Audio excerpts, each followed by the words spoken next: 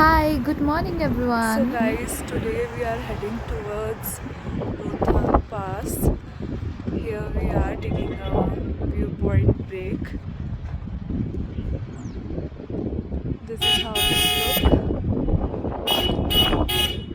यहाँ पे कल ही बर्फ गिरा है बारिश होने की वजह से.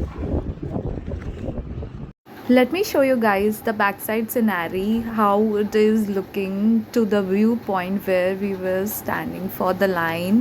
There was a queue for the cars to reach till Rohtang Pass. The views are just unbelievable for the eyes to even believe the fact that we have reached to another part of the earth at another atmosphere. Truly speaking मुझे तो लग रहा था कि मैं अलग ही दुनिया में आ चुकी हूँ, अलग ही जगह में हूँ बिल्कुल। बिकॉज हम लोग सुबह सुबह उठ गए थे, एकदम 4 बजे निकल गए थे और हमारे वहाँ से यहाँ पहुँचते पहुँचते 6 बज गया था, जबकि उजाला हो चुका था। हम लोग को और भी टाइम लगने वाला था रोहतांग पास पहुँचने के लिए, क्योंकि हम लोग क्यू में लगे हुए थे कार के, जब तक हम लोग का पास चेक नहीं हो रहा था। एंड इतना सुंदर व्यू था कि I was not able to stop myself while shooting this. So मैंने काफ़ी सारा सिनेरीज जो भी मैं कैप्चर कर पाई थी ऑन दिस व्हीकल मोड, इतना तेज़ चल रहा था उतना मैंने कैप्चर किया। आई जस्ट डोंट नो, मैं जब भी पहाड़ देखती हूँ, बर्फ़ देखती हूँ आसपास, मेरा मन अलग ही खुश हो जाता है। इतनी नेचर ब्यूटी को देख के किसका मन शांत नहीं होगा, खुश नहीं होगा। और the skies were and the clouds were even looking unreal, ऐसा लग रहा था कि कुछ सिनेमैटिक शूट हो रहा है।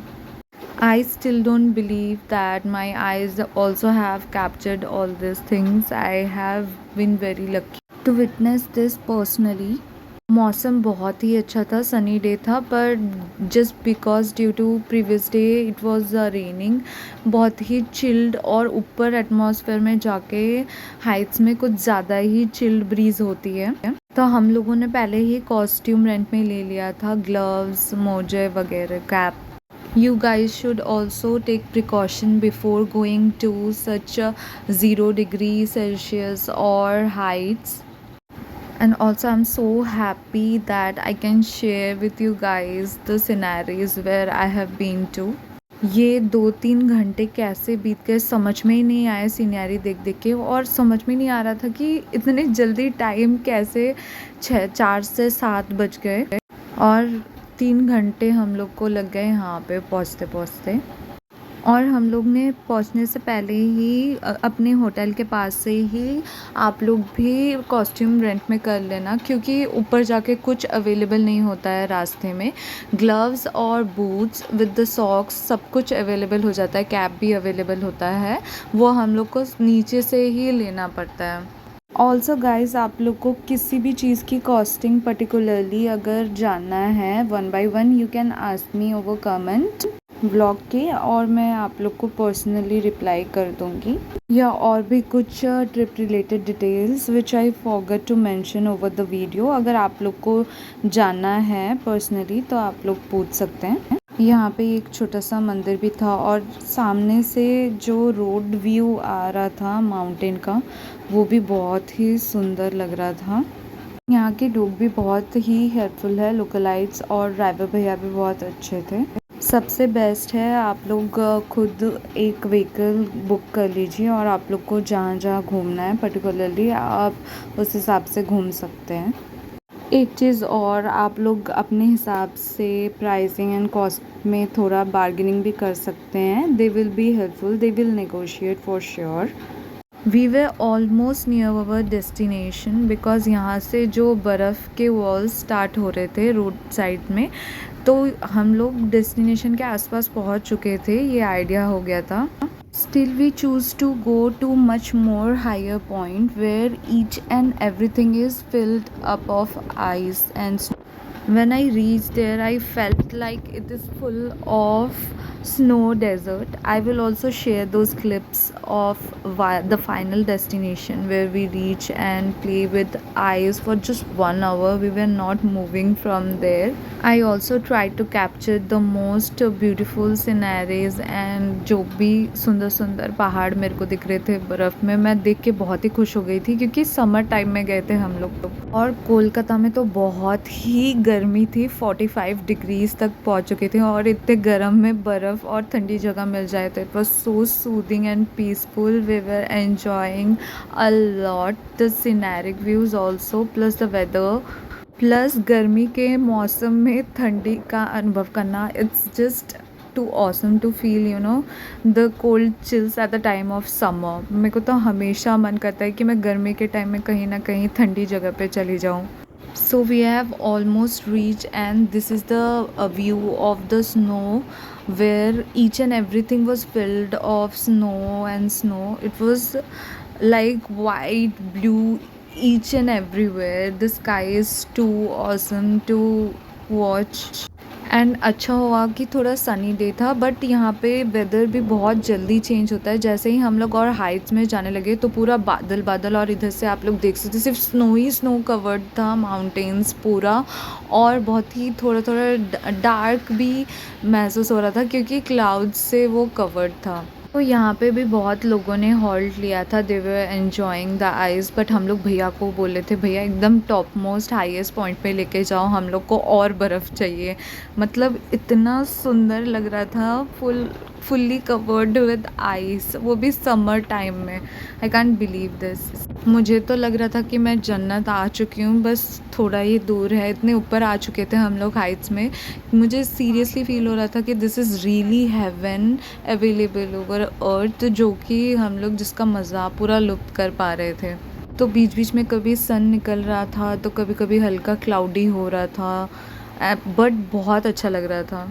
Also to reach here you can contact the localites or the hotel person whomever can provide you the Rohtang pass over here.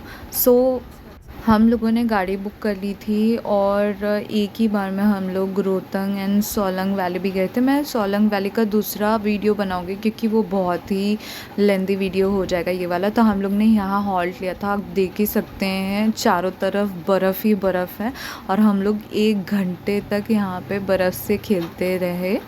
सुबह जाने का फ़ायदा ये होगा यहाँ पे कि आप लोग को यूज़्ड वाला बर्फ़ पूरा वाइट मिलेगा एंड उसमें मतलब कम लोग मिलेंगे. 10 बजे तक तो सब कोई जाके वहाँ बहुत ज़्यादा भीड़ भी हो जाता है एंड सब कोई बर्फ़ पे चल भी चुका होता है. तो फिर हम लोग यहाँ से खेल के फिर वापस चलते हैं, जो कि नीचे पहुँचने में भी हम लोग को 3 घंटा लगा था. और मैं से जितना फिर से कैप्चर किया उतरते टाइम, मैंने सारे सुंदर सुंदर पहाड़ कवर्ड बर्फ़ में, और यहाँ पे वीडियोस में क्लाउड्स भी आ गए थे. तो हम लोग चलते हैं अभी सोलंग वैली के तरफ, और वो मैं दूसरे नेक्स्ट वीडियो में शेयर करूँगी आपको. यहाँ से भी वापस उतरने में 3 घंटे लगे थे हम लोग को. एंड अराउंड 10 o'clock हम लोगों ने एक ब्रेक लिया था. शॉप मिलेगा नीचे जाके ढाबा, बीच में कोई रास्ते में कुछ नहीं मिलता है उतरते टाइम, और फिर वहीं जाके हम लोग ने ब्रेकफास्ट किया 10 o'clock. आप लोग भी व्यू देखिए और बस आनंद उठाइए बहुत सारा. मन तो था कि इतना फ्रेश बर्फ़ है तो थोड़ा लेके आ जाऊँ, बट क्या ही फ़ायदा होता, पूरा गल जाता. तो बर्फ़ तो लेके नहीं आ पाए, बट बहुत सारा मस्ती किया था यहाँ पे. Manali is a top notch for this ice place. यहाँ पे रोहतंग वैली में इतना ज़्यादा बर्फ़ कहीं नहीं मिलेगा. मुझे तो मतलब अभी तक मैंने ट्रैवल किया, मुझे यहाँ पे सबसे ज़्यादा अच्छा लगा. और सामने जो बादल दिख रहे हैं वो पूरा सब कुछ अनरियलिस्टिक टाइप का लग रहा था कि ये मैं ऑलरेडी यहाँ पे हूँ और एंजॉय कर रही हूँ इस मोमेंट को. इतने हाइट्स में पहुँच चुके थे तब भी लग रहा था कि पहाड़ ख़त्म ही नहीं हो रहे, कितने बड़े होते हैं. I am seriously saying I am in love with Heights, बहुत ही ज़्यादा. एंड सच ही मन कर रहा था ना इतने ऊपर से ना कि आसमानों से ना कि कूद जाऊँ, ग्लाइड कर जाऊँ. बट ये भी मैं आपको सोलंग में जब हम लोग पहुँचेंगे दूसरे वीडियो में मैं आपको दिखाऊंगी, जिसमें मैंने पैराग्लाइडिंग भी की थी. बहुत मज़ा आया था. बहुत ही ज़्यादा एक्साइटमेंट थी, बहुत ही ज़्यादा। मन तो हो रहा था कि ये सफ़र कभी भी ख़त्म ही ना हो, बस ऐसे ही गाड़ी चलते ही रहे और आसपास पहाड़ ही पहाड़ रहे। पर हम लोग फिर डाउन एरिया में भी आ गए थे। तब तक के लिए पहाड़, रास्ते, झरने सब एंजॉय करते हुए एंड वीडियो बनाते बनाते समझ में नहीं आया कि 3 घंटा और कहाँ ख़त्म हो गया। मेरा तो मन करता है कि मैं इन पहाड़ों में ही अपना एक घर बना के बस जाऊँ और लौटो ही ना यहाँ से, क्योंकि इतना सुंदर सुंदर जगह था और यहाँ पे सिर्फ घूमने के लिए कुछ दिन, सिर्फ एक हफ्ता इज़ नॉट इनफ। मन कर रहा था कि नहीं, काफ़ी टाइम तक रुक के और ये एनवायरनमेंट छोड़ के ना ही जाऊँ बिल्कुल। सामने इतने सारे बादल और ये ग्रीन माउंटेन और उसके आगे ही फिर बर्फ़ वाला पहाड़। I will suggest you guys surely go to Manali personally and आप लोग ये सब पक्का घूमें, एंजॉय करें। रोहतंग पास भी बिल्कुल जाए समर्स में, क्योंकि विंटर्स में ना ये रोहतंग पास ना बंद हो जाता है और ऊपर इतना रिस्क लेके नहीं आ सकते हैं। सो आई विल सजेस्ट यू कि हम लोग सबसे बेस्ट टाइम में जुलाई में गए हुए थे, गर्मी में।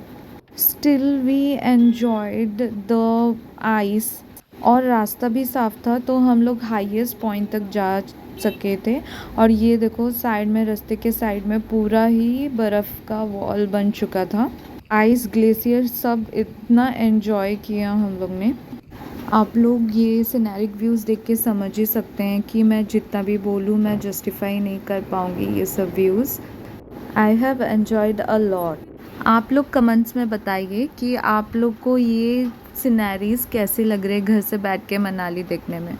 पीसफुल वाइब्स, इतने ब्यूटीफुल माउंटेन्स एंड क्लाउड्स। सन भी जब बादलों के पीछे जा रहा था तो पूरा चाँद जैसा ही दिख रहा था। It was too calm and peaceful. I also like enjoying seeing the moving clouds from childhood itself. And I will personally suggest you guys कि मनाली एक बार ज़रूर आप लाइफ में जाके घूम के आइए और ये मज़े आप भी कीजिए। Also remember to take all the precautions whichever is needed for this climate, weather and trip. रास्ते के इस पार पूरा डेजर्टेड पहाड़ लग रहा था, ब्राउन मड पहाड़ दिखाई दे रहे थे और रास्ते के उस पार पूरे ग्रीनरी से भरे पहाड़ दिख रहे थे और इस साइड फुल ऑफ आइस से कवर्ड पहाड़ दिख रहे थे, लेकिन सारे पहाड़ बहुत ही ज़्यादा ब्यूटीफुल लग रहे थे। That's it guys, this is the complete view of the Rohtang Pass and we enjoyed and I played a lot with the ice and keep smiling, always be happy in your life। तो हंसते रहो and मुस्कुराते रहो and गुनगुनाते रहो। मैं आप लोग को मिलती हूँ नेक्स्ट व्लॉग में मनाली से। Also I forget to mention that कि आप लोग अपने स्पेक्स लेके जाए। Polaroid glasses will be the best, क्योंकि चारों तरफ आइस ही आइस होंगे और आप लोग को धुंध नज़र आएगा, कुछ अच्छे से देख नहीं पाएंगे। So that would be helpful. Take care, bye bye.